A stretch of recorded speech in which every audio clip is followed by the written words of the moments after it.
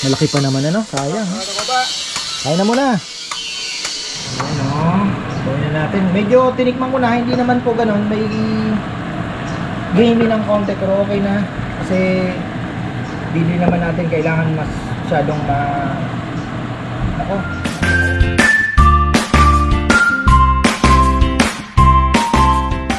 Yan na, isang magandang buhay mga farmer. Tayo po ay magluluto muna ng bituka ng isda. Inabili ko pa sa Subic to. Ayan o. Bago tayo gumawa ng itlog na maalat. Tapos sabi ko kay Papa Yam, lutuin na yung mga isda. Ayan. So ito po yung ulam namin. Siyempre plus yung gata na bituka with ampalaya.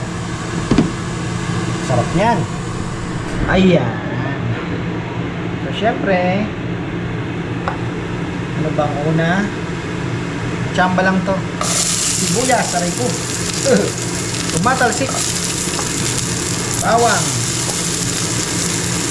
Sayang yun ah.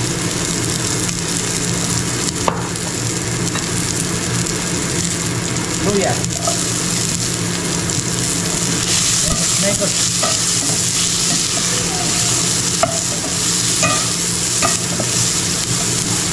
Sama na yung mantika para healthy. Lang masyadong mantika. Magkuno oh.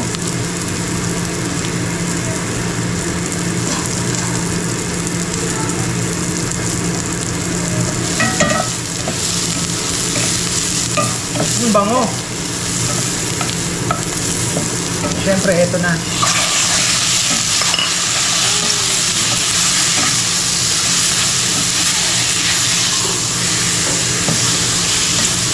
Halo-halo na to. May atay, may puso.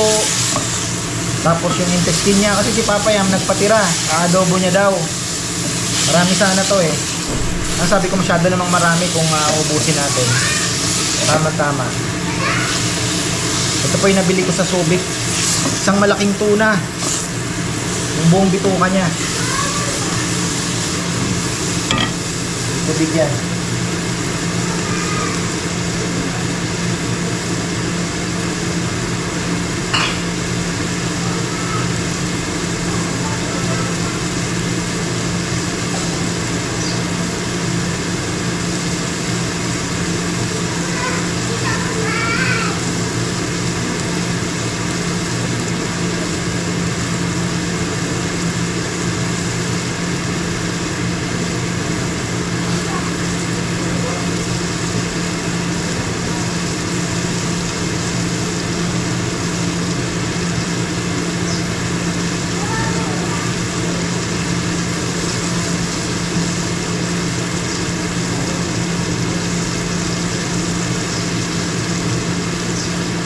Tagalan lang tayo.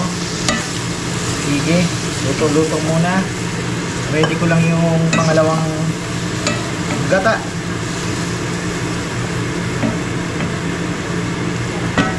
Lagay na tayo ng konting paminta. Uy! Asin.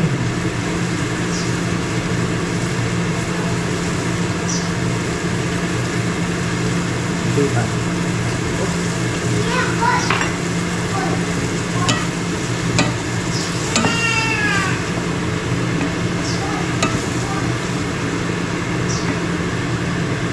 Lalambutin natin ito ng konti ha. Hindi matigas.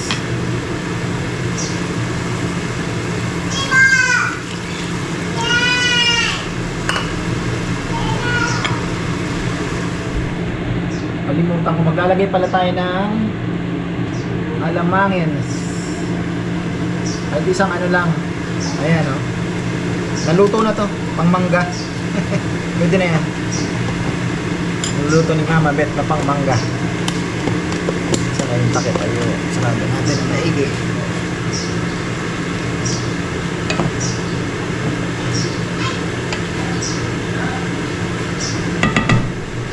Alright. Tamang durog lang, Sal. Babalat tayo ng bawang. Tapos ito okay na. Ayan o, gagawin na natin. Ilan ba to lang? 1, 2, 3, 4, 5, 6. 1, 2, 3, 4, 5. 30. 30 times 1, 2, 3, 4, 5, 6, 7, 8. 3 times 4, 240. Tama ba? Hindi, 3 times 180. Anim lang ba ito? 1, 2, 3, 4, 5, 6, 7, 8. 8. So, ayan. 3 times 8 to 40. Ay, hindi. Oh, to 40. Ito na ako. So, 30 pala ito. Ay, ano. Okay na. So, ito po yung third batch na natin kasi yung mabenta din pala. Hindi ko napansin. Kaunti na sa kung hindi aabot. Sa kung parang napapoproblema ka na naman ng maliit na bagay ha? Malapad. Ha? Ganyan lang. Wala na bang ibang sako? Meron po yan. Ha? Hindi, nagtitipid ako. Hindi. Ano? Alian mo. Sige, angat mo. Iyon, ganun mo kaya. Oh. Sige. Ano problema? Laki ng problema mo sa buhay. Ayan. Oh, di ayos na. Okay na yan. Oh. Tapos alam mo na, di ba? Sigurado ka, ha? Tinikman mo.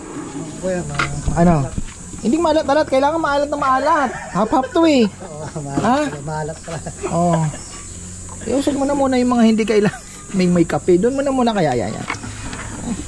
Parang ADHD ka kung. Napansin ko. Ay. Yung muna ito dyan. Kailangan i-set up natin ng maayos yung ating workplace. Oh. Yan. Ayos na yan. Basta importante huwag mabasag. Tapos pag nagpakulo, huwag mo pagsama-samahin sa isang kalahati lang. Tapos huwag masyadong higpit. Yung tama lang na medyo may din siya para pag nagpatong-patong hindi basag ba. Kasi hanap tayo ng matatrabaho. Oh, sige. Yan. Tapos ang allowance mo lang sa basag isa. Isa lang. Yung isa okay pa. Pag dalawa, nabasag na ko yan. Minus half day ka lang. Hindi ko yan nabasag. Ha? Ikaw ata nakabasag. Bakit?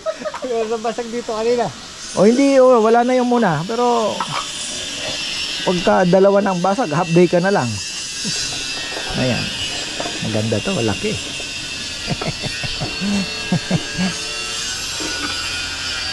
Pwede ka na mag-business ng itlog na maalat. Okay. Kaya mo. Okay. Mag-business ka na lang kaya. Business mo na yan. Ang ganda. Hinalo mo ng maigi kung yung alat na eh. Osmosis. Kailangan natin yan. Habang kumukulo yung ating niluluto. Diet ako. Ito nanginginig na ako sa gutom pagka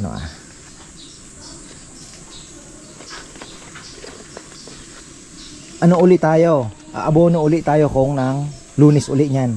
Lunes kaya? O, kanya ng program ng dalawang 7 days tapos noon na, yung regular na. O yung kuya sa alin? Hindi ulitin yan? O yung kailangan maulit yan, spray. Day off bukas, di ba? Miyerkules. May gagawin ka ba? Kuya? Ha? Ha? Bundok na naman. Tignan ko muna yung area, baka kinuha na nila. Anong area mo? Yung kuya, yung area ni Jim. Anong gagawin doon? Magbabrasing konti. Wala nang doon, wala nang makukuha. Kumusta yung duhat mo doon? Malaki na kuya. Malaki na. Ilang years na lang yun? Mga 3 years na lang, mamumunga na siguro, no? Yung dito nga, liit lang, namumunga na. Yung sa may, dito kuya. diba? Yung pinatay ko. Pinatay ko kuya. Hindi, wala namang kwenta kasi yung bunga nun eh. Maliit. Oo. Tapos ito, isprayhan na natin ito, ha? Ngayon kuya. Wala namang clear out. Wala, ubos na, no? Ubos, konti na lang. Dalawang tangkapan na lang siguro. Maganda sana kung hindi, diligan mo pala yung mga kalamansi kong. Kuya. Yung ampalaya mo. Kuya. Na bagong tanim. Yung tumutubo na kuya. Oo, yun. Kailangan ng dilig yan. Mainit na ang panahon. Kumakalin na kuya. Umaga. Na? Umaga. Nilig ko rin.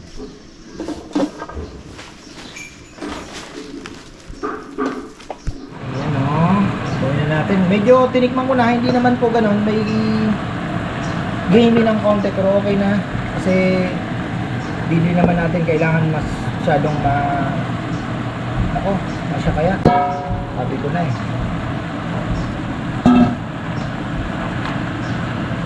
Yun lang.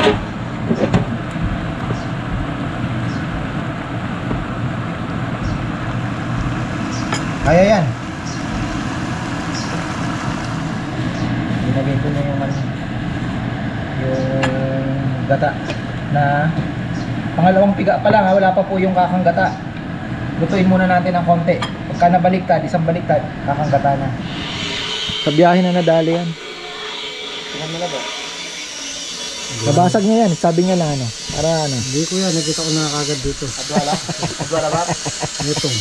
Minus 100. Malaki pa naman ano, sayang. Kain na muna. Asa si Jomar? Okay na, nag-ano sili. Wow, very good. Babalat ng sili. Oh, ngayon tansyahan mo na kung pagka ganong 6 na tray, sobra pa oh. Bagay, hindi mo naman itatapon to, di ba? Nung una ko, sinapon lang nila. Hindi ako. Ginamit ko yung ano, yung pangalawa.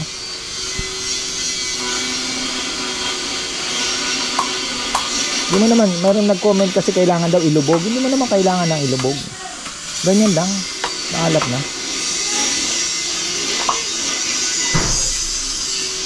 Ano, kaya nga ang purpose talaga niyan, yung putik na galing sa punso kasi pinong-pino 'yon. Mababalot niya talaga yung ano, yung itlog. Kinuha ko lang po kayo sa taas. Dinagdag ko lang ganun. Oh. Yung pala yung Technique na. ganda. Hindi pala pwede yung bubo.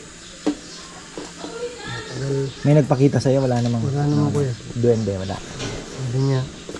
Kuya. Ano kuya, nakita ko lang gam. Takot yung duwende. Oo. Dati, totoo naniniwala ka doon kung Dati, ayaw mo kuya. talaga ha? Dati kuya. Na? Wala ako doon. Nailalaman nun eh. Sabi nila, meron daw. Sa bundok marami nun kasi maraming anay. Oo nga kuya. Anay yun eh. Bahay nila yun eh. Diba? Naging duwende.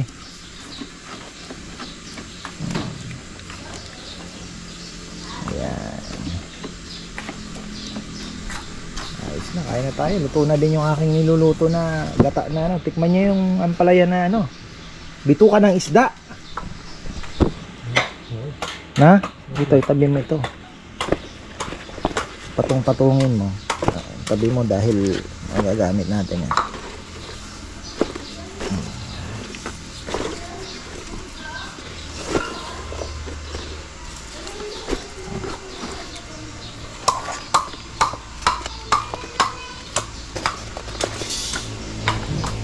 Isasayang isa ha.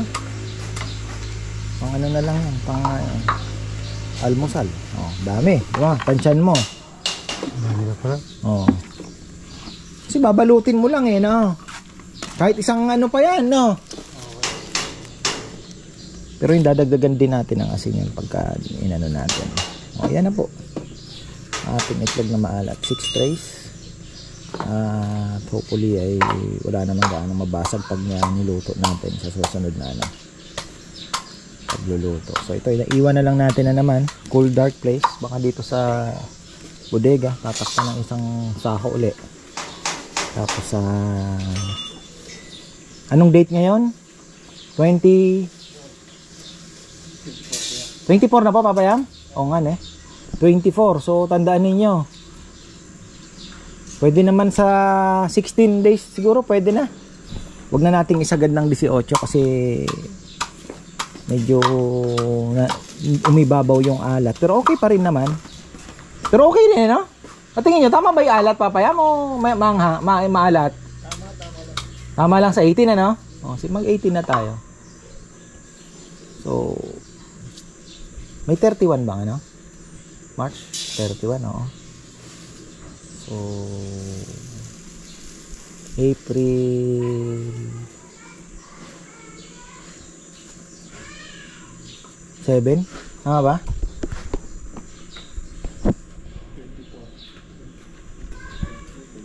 Ay, hindi. Masyado ng ano. April 7, April 8. 8 plus 6. 14. 14 pa lang pala sa 8. 12. 12. 11, 12 April. Yan, very good. Ay, ayan, sensya na hindi ko na po na-vlog yung ating niluluto at napalaban na naman tayo. Masarap, throwback ang lasa. Bituka ng tuna na gata with ampalaya. Tapos ayan wala na pala kaming wala na kaming konti na lang po yung chili garlic crab namin na available dito. Kasi pag Saturday, Sunday, marami din po ang bumibili.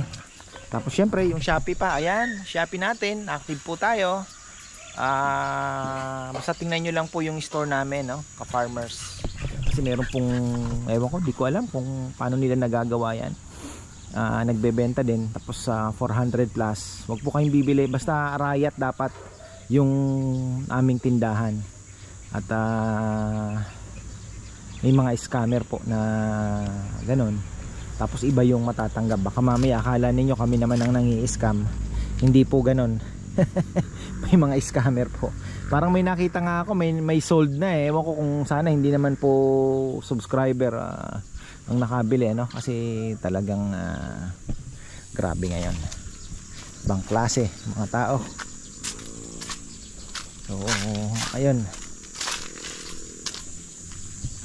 Sabi ko kay Kong kung dilig-diligan yung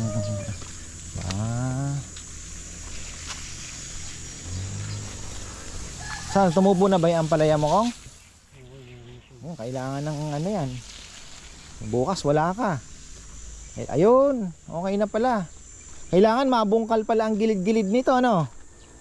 Eto, ano daw tong ceiling to? Malaki didilig din naman ni Kong Kong. Ganda din naman. Ganda sana ma-cultivate yung mga gilid niya. Ito yung ampalaya. May tubo na daw. Ayun yung iba tumubo pero okay, palabas pa lang. Palabas. Palagyan ulit natin to ng balag para safe na rin po sa mga bata. Para hindi na pwedeng mahulog. Lagi pa naman. Silipin nga natin. Ito tambayan nila, oh. Dito sila kumakain ng mangga. Dito sila pipiknik-piknik. Meron pa silang nakuhang mangga dito na may bunga. May sapot saan na yun? Wala naman tuwang-tuwa si Chichi eh. May nakuha daw silang hinog, nahulog. Wala naman dito. Baka hindi dito. Baka doon. May bulaklak pero walang... Alin ang may bunga na sinasabi?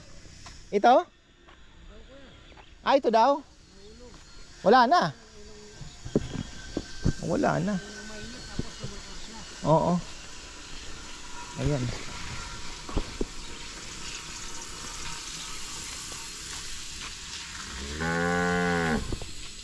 Becky. Di na ata tinaniman sa kabila, no? Mahirap kasi. Walang tubig talaga. Maganda dito, gulay. Kaya lang gagastusan mo sa tubig, no? Kung gulay, kaya lang may mas malaki ang gastos. Pero kung pag umani naman, may balik na sa'yo maya't maya. Kamatis, maganda dyan ko. Mahirap ang kamatis kong. Hindi, ang hirap tamaan ng kamatis. Tsaka ito, hindi mo tatamaan ng kamatis. Alam mo kung bakit? Pag binagyo, kasabay ka madadali. Di ba? Buti kung sa bundok. Bumagyo man, hindi ka babahain, yung sa'yo makakasurvive. Makukuha mo yung magandang ani. Pero dito, madadali ka dito. Yung tubig, mahirap po. Tapos ito kailangan po nating magpatambak. Oo. Ito po yung ating mga hindi pa kami nakakabili ng orchids kasi busy mga ka-farmer, alam niyo naman. Next week po ay nasa na naman kami. nasa ibang lugar na naman kami. So sinasamantala lang po namin. Alam niyo naman, mahirap pong kung dito lang po tayo sa farm umiikot yung vlogging, hindi po makakasurvive. Hanggat may mapipiga, sabi ko nga kay Bebe, hanggat may mapipiga, i-push natin. Andiyan naman na yung business. At least balanse, 'di ba? Hindi lang puro dito. Meron tayong mga project na yung mga regular viewers, meron naman po kaming sa market naman, 'di ba? Yung market kasi mas malami po ang naaabot talaga. So ayun, depende pa rin, no? Depende din po eh. So nasa diskarte mo pa rin yun kung paano mo ano yan. So ayun nga, market, and then yung mga places at the same time napupuntahan nyo pa, di ba? So win-win situation din para sa amin. Sabi nga ni Bebe, kailan pa natin pupuntahan yan, wala na tayong ano, di ba? So mahirap. Ayan, kapag abono na pala tayo ng ating palay. So after 2 days, siguro mga Thursday, magpapa-spray uli ako ng pangdamo na mga natira. Kailangan pong bombahan ulit. Sa alala ko si Tatay Bong, ganoon ginagawa niya, hindi niya kinukuha sa isahan, may matitira at matitira. Tapos ito, ayan, papadiligan din natin yan kay Kong. Kung dito na natin ilalagay yung ginagawa ni Junjun, ayan, may poste na pala, oh. Ay, may hukay na.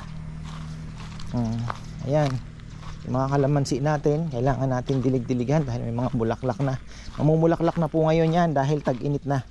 Ito yung bago. Shoutout pala kay Brother Froilan Halili. Hey brother, kamusta ka? Kamusta ang iyong mga fire extinguisher? Mapatay na din to, kailangan palitan to. Ay, kukuha naman tayo dito kay tropa. Ito, papapalitan ko na to, puputol ko na din yan. Wala na yan. So isa dito, ayan, yung mga bago. Baka palagyan ko na din yon para naman na may kalamansi din po dyan sa kabila. Pinaalam ko naman na yan eh. Sabi nga nung sa DA, National Irrigation ba, bakit hindi taniman? Dapat talaga may tanim yan, sabi niya.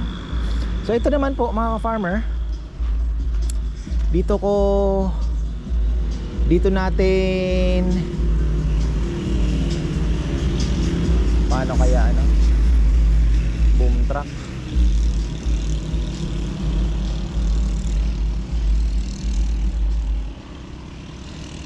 Dito ko ipapalipat sana yung ano, yung parang mahihirapan pasilip na lang po natin. Kung hindi, hahanap ako, kailangan po kasing ibaba talaga yon. Hahanap ako ng lugar doon dito sa harap. Wala tayong magagawa.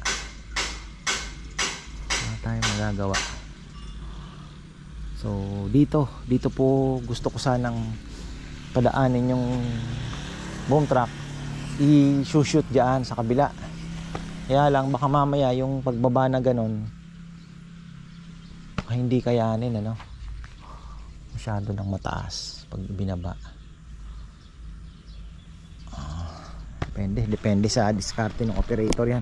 Alam niya yan kung makikita niya kung kaya. Pero kung hindi po, ay dito yan, dito kami, dito sana sa may ano, kaya lang may orchids na tayo.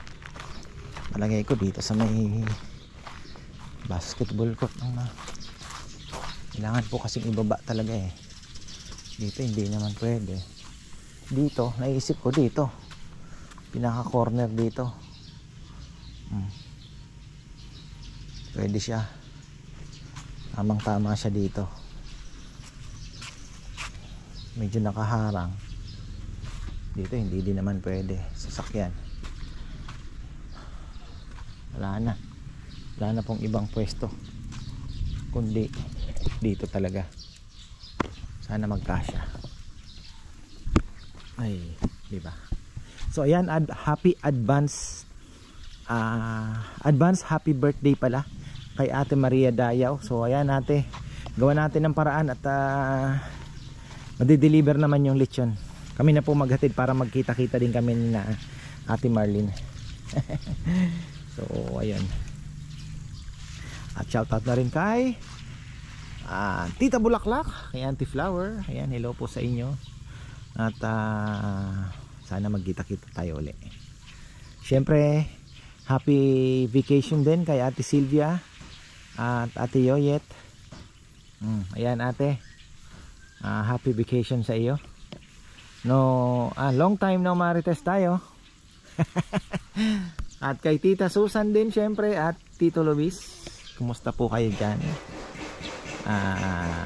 Kay Nanay LP pala, kumusta po kayo Nanay LP? Ayan, sana mapapanood nyo ito at matuwa naman po kayo. Kay Tito Bert Pamintuan, Tita Angie, kumusta po kayo? Sino pa ba? Tito Ferdinand Sumabat, Tito Ron, ayan, at Tita Charo, kumusta po kayo? Balak namin mag-Marinduque. Nag-iisip na ako ng mga pupuntahan. Yung mga hindi pa namin napupuntahan, kaya lang ang hirap po isingit talaga sa schedule. Alam nyo naman, meron na po kaming Sabado-Linggo na committed tayo dito. So, kailangan by Friday nakauwi na kami. So, yung Iloilo nga, ang gagawin namin, nakakita si Bebe ng flight ng Sunday 4:30 in the afternoon. Kinagat na namin kasi sayang po yung isang gabi. Diba? Sayang po yung isang gabi. So pagdating namin doon, bakbakan na kagad. Makakapag-vlog na kami doon sa paluto, something, sabi ni Bebe. May itinerary na siya. So ayun. So mga 1 o'clock, alis na po kami dito. Sana magkita po kami ni Nana kasi gusto niya rin po makita kami. Dahil magpipick up din po siya ng lechon. Ayan. So ayun, marami pong salamat at magandang buhay. See you na lang. Iloilo, Rojas, Bacolod at Guimaras. Ayan.